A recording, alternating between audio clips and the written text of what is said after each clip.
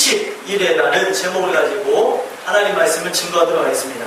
이 70일에라는 이 말 자체는 다니엘이 하나님 앞에 자신들의 민족의 회복을 위해서 기도하던 중에 가브리엘 천사를 통하여서 주신 응답 가운데에 70일의 기한을 주는 응답을 받은 것입니다. 사실 다니엘은 예레미야를 읽다가 어떤 경험을 하게 됐냐면, 예레미야서에 분명 자신들의 나라가 회복될 것이라는 것을 예언하셨는데, 우리가 지금 바벨론의 포로로 붙잡혀와서 거의 지금 70여 년의 세월이 다 돼가는데 과연 언제 우리나라를 회복하시겠습니까? 하나님 그 모든 기한을 앞당기시고 역사하여 주셔서 그 응답이 이루어지게 해달라고 간구하던 중에 가브리엘 천사가 내려와서 준 응답이 70일에 관한 응답이었습니다. 근데 이 응답을 받는 이 과정 속에서 보니까 이 가브리엘 천사가 내려와서 뭐라고 얘기했냐면 22절에 내게 가르치며 내게 말하여 이르되 다니엘아 내가 이제 내게 지혜와 총명을 주려고 왔느니라 라고 얘기하고 있어요. 지혜와 총명을 주려고 왔다 그랬어요. 근데 지혜와 총명을 왜 주는가 하고 살펴봤더니 23절에 이렇게 나와져 있습니다. 곧 내가 기도를 시작할 즈음에 명령이 내렸으므로 이제 내게 알리러 왔느니라. 너는 크게 은총을 입은 자라. 그런즉 너는 이 일을 생각하고 그 환상을 깨달을지니라. 하나님이 주신 그 환상의 의미, 그 응답의 의미를 깨닫게 하기 위해서 지혜와 총명을 주려고 왔다는 거예요.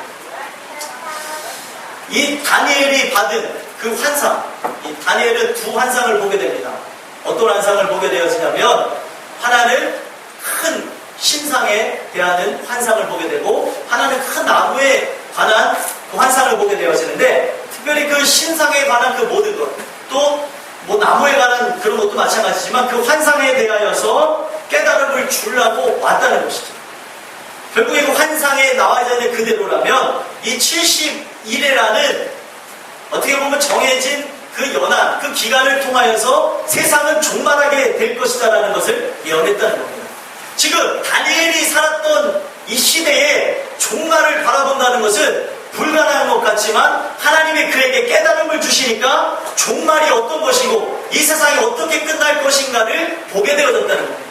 마찬가지로 여러분들도 이 시간에 말씀을 들으면서 가브리엘 천사를 통해서 주셨던 그 응답, 가브리엘 천사를 통해서 주셨던 그 지혜와 총명이 여러분들에게도 임하여져서 하나님이 주시는 그 은혜의 말씀이 깨달아지기를 간절히 소망합니다. 이 말씀이 왜 깨달아져야 되냐면, 이 말씀, 70일에 관한 말씀이 깨달아지게 되면 우리가 지금 살아가는 삶 속에서 나태하게 게으르고 살 수도 없을 뿐더러 우리는 순결한 지혜로운 다섯 처녀처럼 인생을 살아가면서 주님이 오시는 그날을 깨워서 기다릴 수 있게 된다는 것입니다. 소망하기를 저는 오늘 주시는 이 말씀을 통하여서, 이 70일에 관한 이 말씀을 통하여서 여러분들과 제가 이 마지막 시대에 사랑하는 성도들에게, 자녀들에게 무엇을 말씀하고 계신가를 깨달으셔서 그 말씀대로 행하심으로 여러분들 모두가 저 천성에 들어가시는데 부족함 없게 되기를 간절히 소망합니다. 그렇다면은 이 일회, 70일회가 무엇인가에 대해서 성경을 통해서 조명해 보니까 일회라는 것은, 일회라는 그 단어는 7일을 의미하기도 하고 7년을 의미도 하는 것을 성경을 통해서 볼 수 있습니다. 그러면 여기서 말하는 한 일회는 7년으로 계산을 잡아서 70일회를 계산하면은 7, 7에 49에다 0을 더하면 뭡니까? 수학을 도와주셔야 돼요. 490년이 되는 거잖아요. 7년 곱하기 70년은 몇 년이죠? 490년이 되어지는 거예요. 그러니까 하나님께서 지금 다니엘에게 70일에 490년 뒤에 일어날 일에 대해서 선포하시는데, 이 모든 예언과 또 하나님이 하신 이 모든 말씀, 이 등등등 이 모든 것들이 490년이 되어지면은 세상이 멸망할 것이라고 예언을 했다는 것이고, 그러면은 다니엘이 사역했던 그 시대서부터 490년이 지난 뒤에 70일회가 된 후에 세상이 종말이 왔습니까? 헷갈리세요? 지금 여러분들이 지금 숨을 쉬고 있는데 종말이 왔으니까 여러분들 살아계시잖아요. 그렇죠? 종종 우리 돌아가신 분들을 보고 계시고 다 살아계시죠? 네. 살아계신 분들 좀 웃어주세요. 좀 설교하는데 굉장히 무섭습니다. 분위기가 우중충해가지고 오늘 더 인상들 이렇게 보시면 무서워요. 네, 웃으시면서 들으시는데, 자, 490년을 따져봤을 때 이게 말씀을 받은 연수, 고레스가 이 이스라엘이 회복될 것이라는 그 조서를 내렸었던 그 시점, 에스라 1장에 나오거든요. 그 시점서부터 뭐 이거 계산을 해봤을 때 대략 이 모든 내용이 예수님이 태어나시고 부활 승천하시고 난 후에 이 세상이 멸망해야 되는 것이 맞았습니다. 근데 예수님이 오시기 전까지도, 예수님이 오시고 난 후 부활 승천하고 나서도 세상은 종말하지 않았어요. 그 이유가 무엇이냐면, 자, 여기 말씀을 보니까 일곱 이레와 25절에 보니까 7이레와 62이레로 나눠서 총 합해서 69이레를 따지게 됩니다. 70이레가 딱 되어져야 되는데 69이레가 되어지고 예수 그리스도가 사역을 하시고 예수 그리스도가 그 모든 일을 감당하시고 부활 승천하시고 난 후에, 사실 부활 승천하시고 나서 7년 뒤에 이 세상에 종말이 왔어야 되는데 종말이 오지 않았습니다. 그 이유가 무엇이냐면, 다른 이유가 아니라 성경에 보니까 이 71회가 되게 되어지는 세상이 종말이 오고 끝이 난다는 그런 말씀을 주셨는데, 성령이 예수 그리스도께서 부활 승천하시고 난 후에 이 땅에 오시고 난 후에 뭐라고 얘기했습니까? 사도행전 1장 8절 다 아시는 말씀이죠. 오직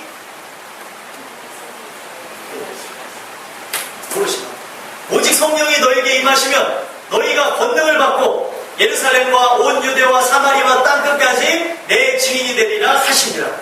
그 말씀이 임한 즉시 어떤 일이 일어난다면, 여러분, 예수님이 부활 승천하신 후에 열흘 뒤에 성령님이 이 땅에 오신 겁니다. 성령님이 이 땅에 오신 후에 어떤 역사가 일어난다면, 마지막 7년이라는 그 시점, 그 모든 시간 자체가 성령이 오시면서 딱 하고 멈춰버린 거예요. 그 이유가 무엇이냐면, 이 7년의 시간이 다시 성령을 통하여서 모든 민족에게 복음이 증거된 후에 나중에 다시 예루살렘에 들어가서 그때부터 7년을 계산한 후에 종말이 오게 하시겠다는 거예요. 그런 어떻게 보면은 성경적인 의미가 있었다는 것입니다. 그래서 이 70일에 관한 말씀을 우리가 꼭 봐야 되는 건 무엇이냐면, 지금 여러 가지 관점을 봤을 때도 지금 이 세상에 마지막 때가 가까이 왔음을 알려주고 있다는 겁니다. 제가 이 70일의 말씀을 통해서 증거하고 싶은 4가지의 말씀이 있거든요. 여러분들 그 4가지의 내용을 잘 한번 살펴보시고 잘 들으시고 여러분들 마음이 새기셔서 71회가 이루어질 때가 가까이 왔구나. 71회가 된다는 것은 곧 있으면은 이 세상의 종말이 다다를 것임을 예언하는 것이거든요. 자, 제가 왜 이런 말씀을 드리냐면, 그 성령이 이 땅에 오시면서 멈춰졌던 7년의 시간이 이 세상에 있는 모든 민족에게 복음이 증거되면서 지금 중동과 아랍 국가의 그 마지막에 지금 복음의 전선이 막 지금 거기서 사람들이 예수님을 믿게 되는 역사들이 일어나면서 곧 예루살렘에 들어가게 되는 그 시점에 놓여졌다는 겁니다.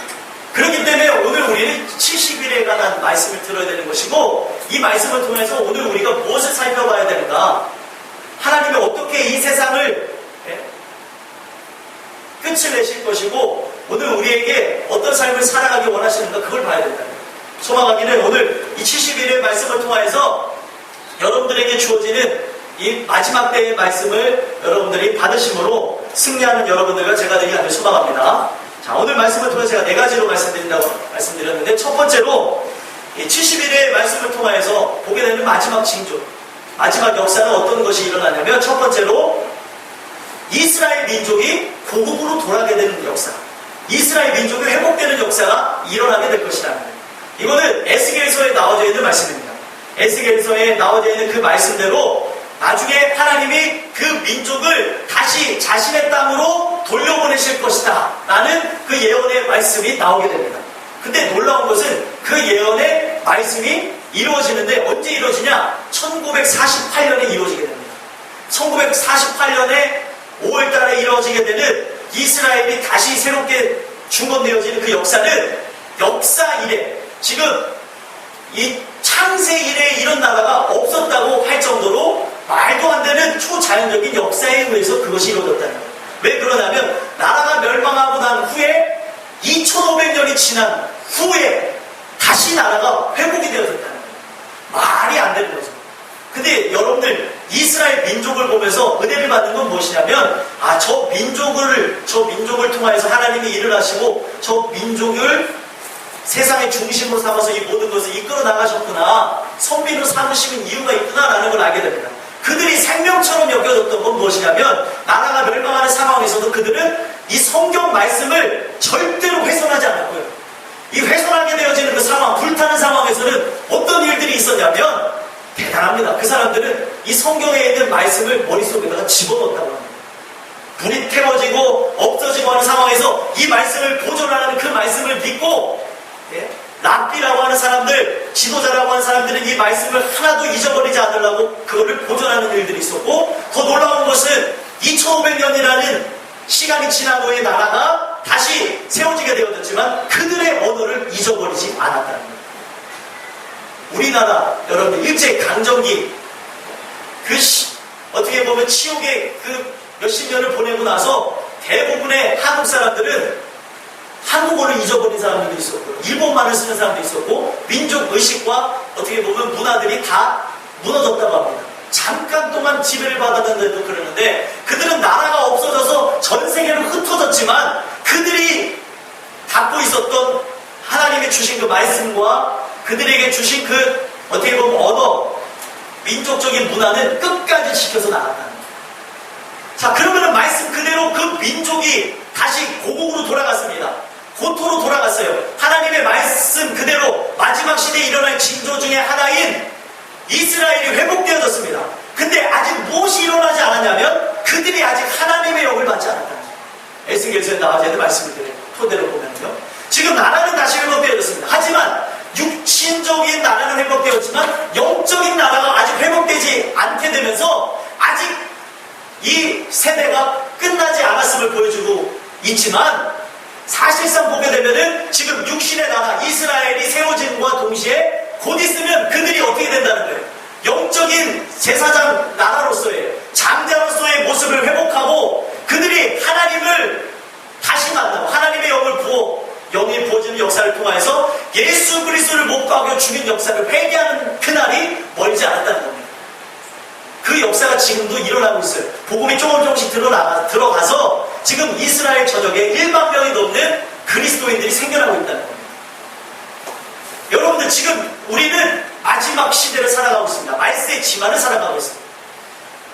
모든 민족에게 이스라엘이 하나님의 어떻게 보면 뜻을 이어서 그리스도 메시아를 부인하지 않고 메시아와 함께 하나님 나라를 건설했어야 되는데 자기의 의가 하나님의 의보다 앞서고 그들이 그 하나님의 의를 받아들이지 아니하는 그것으로 인해서 이스라엘이 성경에 보니까 로마서 11장에 그들을 하나님께서 때가 차는 그 순간까지 이방인이 충만해지는 그때까지 이방인들이 충분한 시간을 겪고 사람들이 하나님을 만나는 그 순간까지 하나님께서는 이스라엘 백성들에게 복음의 문 자체를 닫게 하실 거라고 했어요.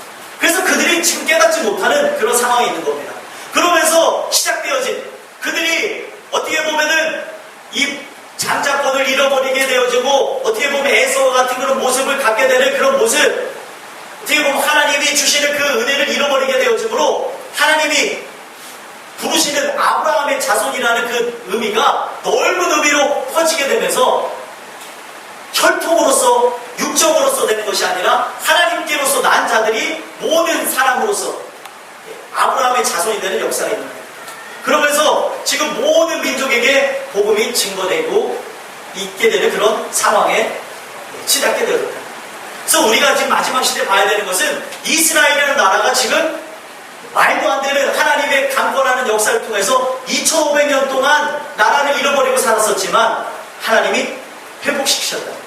이걸 통해서 보는 건 무엇이냐면 이 세대가 끝날 때가 가까이 옴을 보라는 것입니다. 여러분들이 지금 오늘 주시는 이 말씀을 통하여서 이 시대가 점점 끝을 향해서 다가가고 있다는 것을 깨닫게 되는 여러분들과 제가 되길 간절히 소망합니다. 두 번째는 무엇이냐면 이 71을 통하여서 주시는 이 마지막 징조가 무엇이냐면 모든 민족에게 아까 말씀드린 바와 같이 이스라엘 백성들의 교만함으로 인하여서 퍼지게 된 그 복음의 역사가 지금 모든 민족에게 증거되고 있다는 거예요. 마태복음 24장 14절에 보니까 모든 민족에게 복음이 증거된 후에야 그제야 끝이 오리니라는 말씀이 있습니다. 지금 전 세계에 복음이 증거되고 있습니다. 예루살렘에서 성령에 강림하고 나서 그 성령의 강림과 함께 시작됐던 복음의 역사는 쭉쭉쭉쭉쭉 번지게 되어져서 어디로 번지게 됩니까? 그 주변에서 시작된 그 복음의 역사는 유럽을 강타하게 되어지고 유럽에 강타한 그 성령의 강력한 역사는 어디로 넘어갑니까? 저 아메리카로 넘어가서 저기 북미와 남미를 강타하게 되어지고 그리고 난 후에 어디로 옵니까? 아시아로 오게 되어지고 아시아에서 그 강력하게 역사했던 그 성령의 역사가 어디로 넘어가냐면 아프리카로 넘어가고 마지막이 어디냐면은 이 아랍 국가와 중동 국가로 넘어가게 되었다는 겁니다. 지금 여러분들이 인지하시든 인지하지 않으시든 지금 중동과 아랍 국가에서는 지금도 수많은 선교사님들이 목배임을 당하고 그리고 여러 가지 아주 말할 수 없는 고난과 고통 속에서 그 땅에다 피를 뿌리고 그 땅에다가 의로운 피를 뿌림으로써 그 땅의 변화를 그렇게 위하여서 순교하고 있는 상황입니다. 오늘 우리는 지금 모든 민족에게 복음이 증거되는 그 사실, 지금 이 중동과 아랍 국가를 지나는 마지막이 어디냐면 예루살렘이에요. 바로 코앞에까지 이 모든 역사들이 가까이 왔다는 것을 우리는 인지하고 살아가야 된다는 거예요. 근데 문제는 무엇이냐면 많은 사람들이 이 부분에 대해서 들으려고 하지도 않고 교회 다니는 사람이라고 한다 한들 또 믿음이 있다고 하는 사람이라고 한다 한들 이 말세의 상황에 대해서는 머리로는 다 압니다. 하지만 가슴에서 인정하지 않은 일들이 일어납니다. 소망하기는 여러분들은 가슴에서부터 이 시대가 곧 있으면 끝난다는 것을 기억하셨으면 좋겠습니다. 학술적인 의미로도 봤을 때 선교단체에서 선교사들이 바라보는 관점은 무엇이냐면 모든 민족을 종족수로 따집니다. 그 종족수로 따졌을 때 33,000여 종족의 사람들이 살아가고 있는데 지금 전 세계에 3만여 종족이 그리스도를 알게 되어졌다고 얘기하고 있습니다. 물론 그 사람들이 하나님을 알았다고 하는 그 관점에서 관점의 차이가 있을 수 있지만 어찌됐든 지금 복음이 3만여 종족에게 들어갔고 마지막 3,300여 종족에게 복음이 증거되어지고 있는데 지금 이 복음이 증거되는 속도는 엄청나게 빠르다는 사실입니다. 자, 이 얘기는 무엇이냐면 곧 있으면 주님이 곧 오신다는 것을 의미하고 있다는 겁니다. 복음이 다시 어디로? 예루살렘으로 들어가게 되어지면 이제 그 나머지 7년이 진행이 되는 겁니다. 나머지 7년이 진행되면서 어떤 일들이 일어나게 되어지냐면 이 세상에 종말이 오게 되었습니다. 소망하기는 여러분들이 오늘 주시는 이 말씀을 통하여서 이 세상의 끝이 다다랐음을 알고 다시 한번 우리의 삶을 돌아다보며 나가는 여러분들과 제가 되길 간절히 소망합니다. 세 번째는 무엇이냐면 적그리스도가 출현하게 될 것이다. 자, 이 적그리스도가 출현하게 될 것이라는 이 의미, 계시록 17장에 나와 있는 그런 의미의 말씀, 그리고 이 다니엘서에 나오는 다니엘서의 2장에 나오는 그 신상의 꿈을 통하여서 나라에 대해서 나옵니다. 나라가 세워지고 멸망하고 나라가 세워지고 멸망하고 하는데 그 마지막 나라가 어떤 나라냐면 로마라는 나라예요. 근데 로마라는 나라가 멸망을 했느냐? 로마에 대해서 이제 알아보니까 로마는 게르만족의 그 이동과 함께 더불어서 흩어졌다고 얘기합니다. 물론 나라가 사라지긴 했지만 멸망했다고 하진 않습니다. 그렇게들 얘기하는 사람들이 많아요. 제가 왜 이렇게 말씀을 드리냐면 이 로마라는 나라가 마지막에 다시 출현하게 되어져서 이 적그리스도를 배출하는 그런 나라를 이끌게 될 것이라는 그런 내용이 성경에 나온다는 거예요. 자, 이런 것과 더불어서 지금 여러분들 이 대한민국에 얼마 전에 누가 왔다 갔습니까? 교황이 왔다 갔잖아요. 이 교황을 보면서 느끼는 것은 그 사람이 적그리스도라고 말할 수는 없지만 적그리스도, 작은 적그리스도의 모형을 갖췄다는 것은 확실합니다. 왜 그러냐면 이 적그리스도에 관한 말씀은 성경에 수도 없이 나오지만 제가 다 시간이 없어서 설명은 못 드리지만 이 적그리스도의 말씀을 통해서 보면 그리스도와 같은 모습, 종교를 초월하고 이념을 초월하고 모든 부분에서 불식을 종식시키고 평화를 강조한다는 것입니다. 자, 그런 부분에서 봤을 때 여러분들 안타까운 일들이지만 이 대한민국에 그 교황이 오게 되어짐으로 천주교에서 바라보는 그들의 신자가 늘어나는 그 전망을 보니까 수백만 명이 이제 천주교 신자가 될 거라는 걸 전망을 하고 있습니다. 그거 한 예로 방송인 김재동 씨 아시죠? 김재동 씨는 기독교인임에도 불구하고 프란치스코 그 교황이 이 땅에 오고 그가 하는 그 행적을 보면서 저기 천주교로 넘어가서 세례를 받고 천주교 신자가 됐다. 안타까운 사실은 김재동 씨의 어머니는 전도사님이에요. 지금 이 방송인들이나 뭐나 할 것 없이 우리나라뿐만이 아니라 지금 전 세계적으로 이런 움직임이 일어나는데 그 움직임의 중심에는 이 나라가 분명히 흩어졌다고 하지만 이 나라가 다시 나타날 것이다라는 성경 말씀의 근거에서 로마라는 나라가 다시 세워지고 그 로마에 어떻게 보면은 수장이 되어지는 이 교황이 이 전 세계에 지대한 영향력을 미치면서 세계를 하나로 묶으려는 움직임이 생겨날 거라는 것을 성경을 통해서 주고 있다. 그래서 한 예로 이 로마의 영광을 재현하지 않으면서 바티칸에서 이 사제들과 함께 모여서 그들이 으쌰으쌰 하면서 만든 게 무엇입니까? 유럽연합을 만들었다는 거예요. 근데 여러분들이 보셔야 되는 것은 꼭 거기서 적그리스도가 출현한다는 것이 아니라 이런 어떠한 나라가 다시 로마라는 나라가 다시 생겨나게 되는 그것은 곧 있으면은 적그리스도가 출현하게 될 것이고 적그리스도가 출현하게 되어지므로 이 시대의 종말이 오게 될 것임을 예언해주고 있다는 겁니다. 자, 적그리스도는 언제 출현하냐? 예루살렘의 복음이 증거된 후에 예루살렘에서 이제 유대인들이 자신의 죄를 예수 그리스도의 십자가에 못 박아 죽인 죄를 회개하고 하나님의 영이 강력하게 임하는 그때에 적그리스도가 이 세상에 출현하게 될 것이라고 얘기하고 있습니다. 그것뿐만이 아니라 그것과 더불어서 그들이 다시 제3성전을 집보하는 이런 모든 부분들 자체가 마지막 시대를 예언하고 있다는 거예요. 자, 제가 드리는 이 말씀은 지금 로마라는 나라가 성경에서 없어졌다가 다시 나타날 것이라는 그 나라가 다시 만들어졌고요. 그리고 적그리스도의 모형이 되어지는 교황이 지금 전 세계를 흔들어가면서 역사를 하고 있는 그런 형국에 우리는 살아가고 있다는 것입니다. 성경에는 작은 적그리스도들이 그렇게 많이 나와요. 우리가 관심 가져서 봐야 되는 것은 누가 적그리스도냐 그걸 제가 말씀드리는 것이 아니라 지금 이 말세의 지말의 때가 가까이 왔음을 상황적으로 모든 부분에서 설명해주고 있다는 겁니다. 여러분들과 저는 오늘 주시는 이 말씀을 통하여서 때가 가까이 왔구나. 없어졌던 그 나라 다시 나중에 말세가 되어지면 다시 나타나겠다는 그 나라가 그 로마가 다시 설립이 됐던 것처럼 이 시대가 이것과 함께 더불어서 적그리스도가 출현한다고 하는데 곧 있으면은 이 시대는 끝날 것이 가깝구나.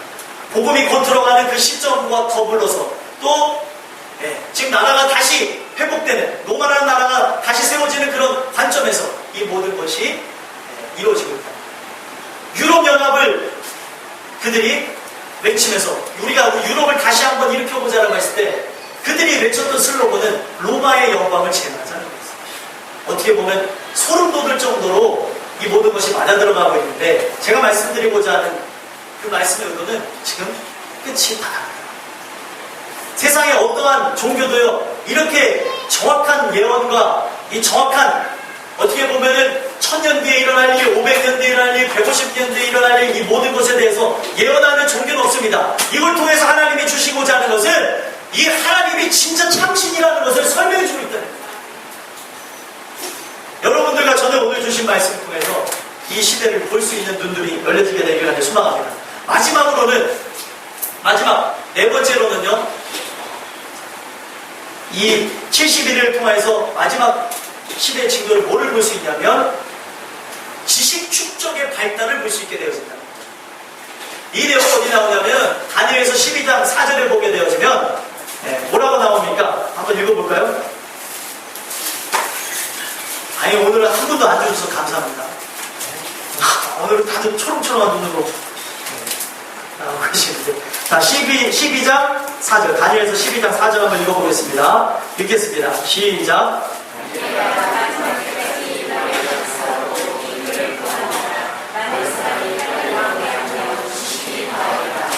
아멘. 자, 마지막 때까지 이 말을 간수하라. 마지막 때.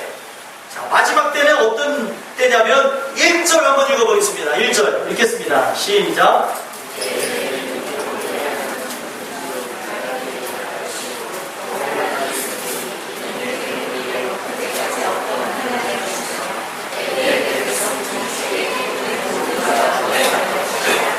아멘.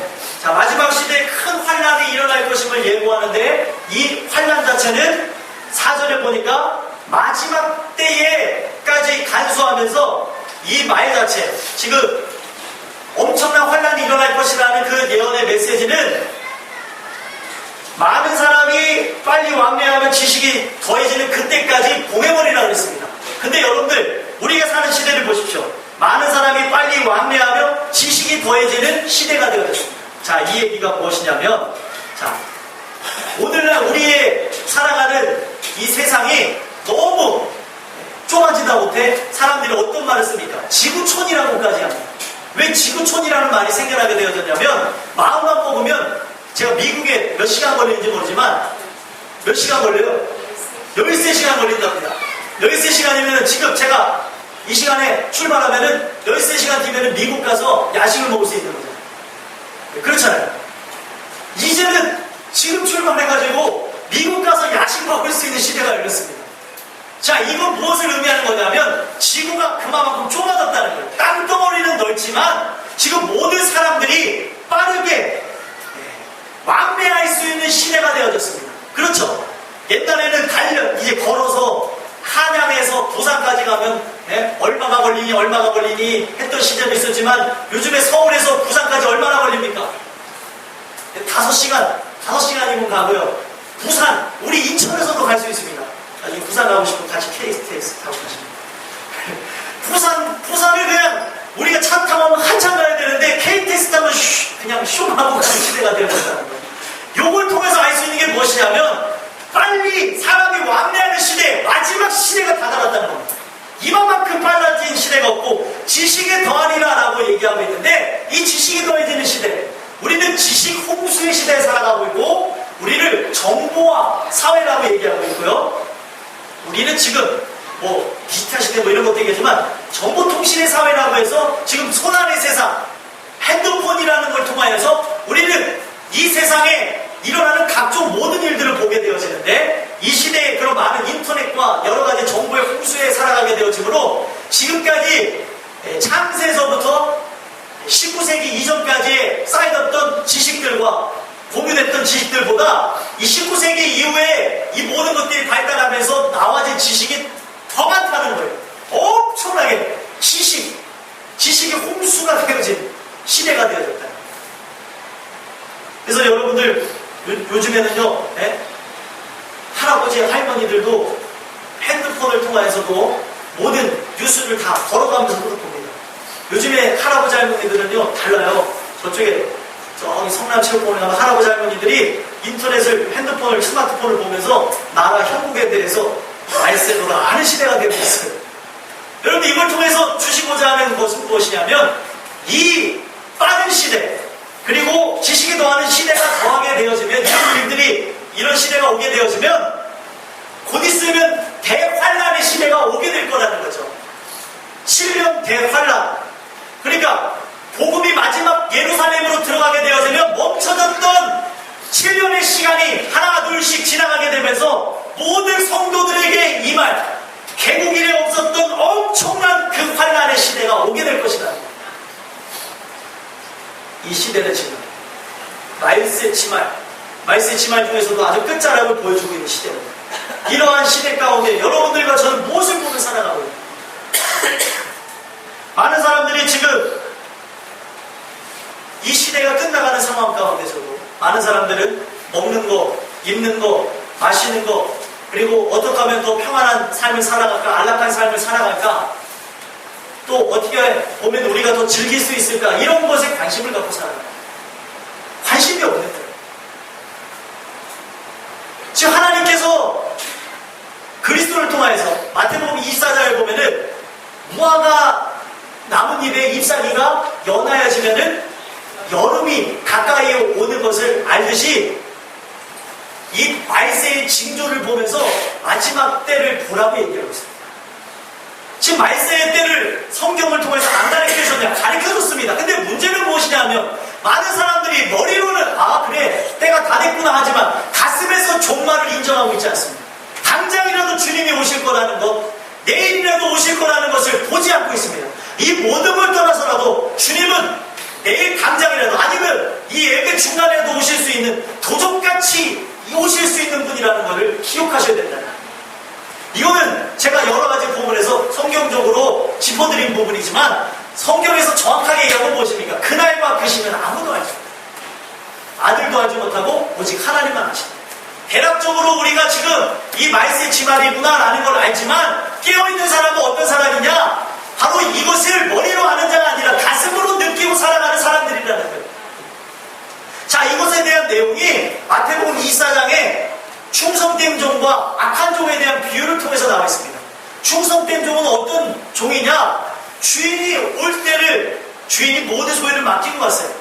내가 언제 올지는 모르지만 내가 너한테 이 소유를 맡기고 가니까 이 소유를 잘 관리해라. 충성된 종은 어떤 종이냐? 주인이 언제 올지를 몰라서 자기 것 마냥 충성을 다해서 최선을 다해서 관리한 사람이에요. 주인이 언제 올지를 모르니까. 근데 악한 종은 어떤 종이냐? 주인이 언제 올지를 모르니까 이런 생각을 하는 거죠. 설마 내일 오시겠냐? 내일 안 오니까 오늘 구워라 마셔라 하면서 자기의 그 생활 속에서 향락을 즐기는 모습이 나옵니다. 그리고 여러 가지 부분에서 이를 게을리하는 그런 모든 모습들, 나태함을 갖고 있는 모습이 나옵니다. 악한 종의 의미를 오늘 말씀을 통해서 되새겨보면 어떤 사람들이냐면 종말을 느끼지 못하는 사람들이에요. 마지막 때가 가까이 왔다는 것을 가슴으로 느끼지 못하는 사람들을 의미합니다. 여러분들 진짜 종말이 내일 올 것이라는 것이 확실하면 제가 여러분들한테 질문을 드려요. 내일 오실 것이 확실하다면 여러분들 기도하시겠습니까? 안 하시겠습니까? 당연히 기도하죠. 여러분들 이거 진짜 당연한 얘기예요. 제가 당연한 얘기를 해서 너무 놀라셨죠?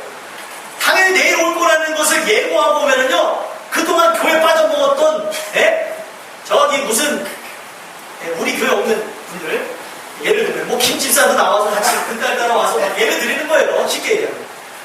우리 교회에 있는 사람이 아닙니다. 제가 예를 들어서 얘기해봐요. 김 집사가 누구지? 이렇게 생각해 좀 하세요. 우리 교회는 김은희 집사님밖에 없어요. 김은희 집사님 열심히 나오는데, 김은희 집사님 얘기하는 거 아니에요? 제가 말씀드리고 오해하지 마시라요. 안 나오는 사람들까지 다 나온다니까. 진짜 내일 올 것이 확실하면 나올 거예요, 안 나올 거예요? 다 나온다니까요? 그러면 그때 이제 종교인이고 신앙인이 없어요. 종교인들도 그때는 막 후로 털고 와서 막 열심히 기도하고 주여 잘못했습니다. 우리 하나님이 얼마나 지혜로운 분이냐면 이러한 그런 불합리성을 없애기 위해서 깨어있음을 강조하며 그날과 그 시를 숨겨버리셨습니다.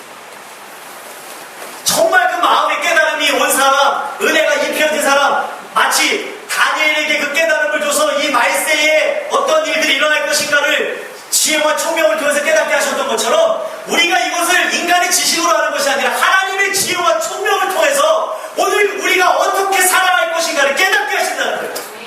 내일 올 것이 확실하다는 걸 알면은 그동안 술 먹던 사람도 술 끊고요, 담배 피던 사람도 담배를 끊고, 그동안 우리가 눈 가리고 아웅식이라고 해서 모든 죄를 범했던 모든 사람들이 하나님 잘못했습니다 하고 돌아올 것입니다. 근데 왜 그렇게 안 하냐? 약올르잖아.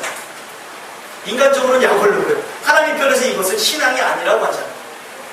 흉내내는 것이죠.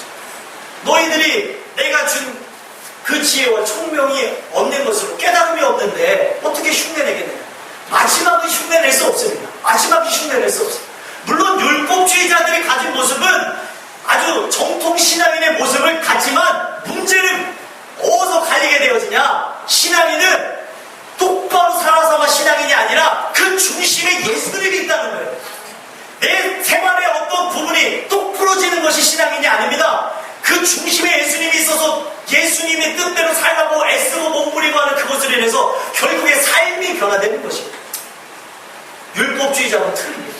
율법주의자는 자기가 그것을 이루려고 하는 사람, 자기 어떤 업을 위해서, 자기 어떤 성취감을 위해서, 또 자기가 이것을 했다는 그런 관점에서 이것을 해나간다는 것입니다. 율법주의자와 신앙인은 한 끗 차이고요. 문제는 무엇이냐면 율법주의자, 신앙인 여기에 속하지 않는 수많은 사람들이랍니다. 미국 교회는 이미 몰락했다고 얘기하는데 거기서 설문조사를 했을 때 90% 이상이 하나님을 만나지 않았다고 얘기를 하고 있다고. 90% 이상은 사람들과 관계, 또 좋은 말을 듣기 위해서, 또 여러 가지의 시스템을 위해서, 그 여러 가지 자기 살아가는 이롭게 하는 그것 때문에 나온다고들 설문조사에서 그렇게 얘기했다는 겁니다. 진짜 하나님을 만난 것 같은 인격적인 경험을 한 사람은 10%도 채 되지 않는다는 거예요. 자, 그런 물결이 대한민국에도 이미 와 있습니다. 100명의 사람이 있으면 그 수치로 보면은 10명이 하나님 만났을까 만나지 못했을까 하는 그런 상황에 놓여져 있다는 거예요. 여러분들, 인격적인 만남이라는 건 무엇이냐면 살아가는 그 삶 속에 사람의 말보다 하나님의 말이 중요하고, 사람이 어떻게 여러분들을 흔들어 놓고 여러분들 실족하게 해도 하나님의 말씀이 내 자존심과 내가 갖고 있는 감정보다도 앞서서 내가 바보가 되는 한이 있더라도 그 믿음을 포기하지 않는 그 사람이 진짜 하나님의 말씀대로 살아가는 사람, 인격적인 만남을 가진 사람이라는 거예요. 주님이 살아계신 건 주님이, 그래서 눈을 시퍼렇게 뜨고 계세요. 이거를요 보는 것이 아니라 내 삶 속에 그분과 함께 숨결을, 그분의 숨결 안에, 전능자의 그늘 안에 살아가는 거죠. 그 모든 거를 느끼는 거죠.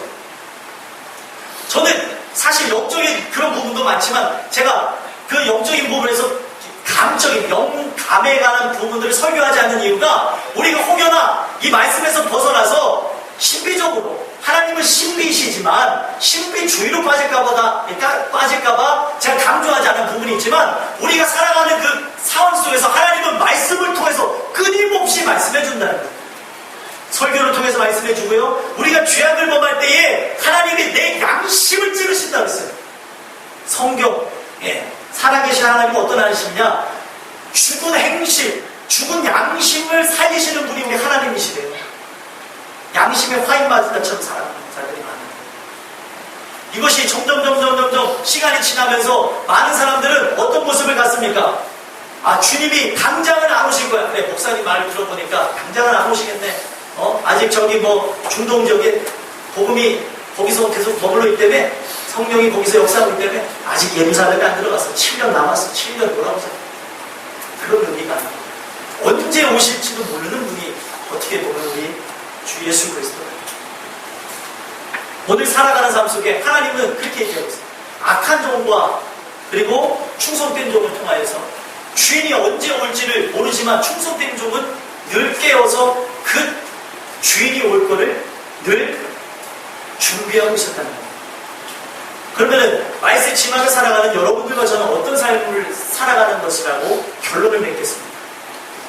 깨어서 슬기로운 다섯처녀처럼 살아갑니다. 주님이 언제 오실지를 모르니까 오늘도 내 인생의 최우선시는 예수님입니다. 천국입니다. 두 번째가 여러분들 돈이고요, 명예고요, 먹고 사는 거고 입는 것이고요.